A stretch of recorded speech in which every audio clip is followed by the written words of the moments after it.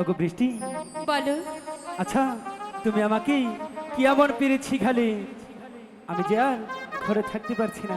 সত্যি? সত্যি। যদি ঘরে থাকতে নাই পারো চলে আসো না আমার কাছে।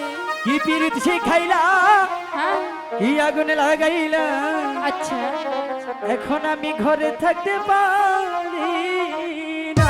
ও মা কি বলে? তাই তো তোমার কাছে চলে এসেছি। কি পিরিত শিখাইলা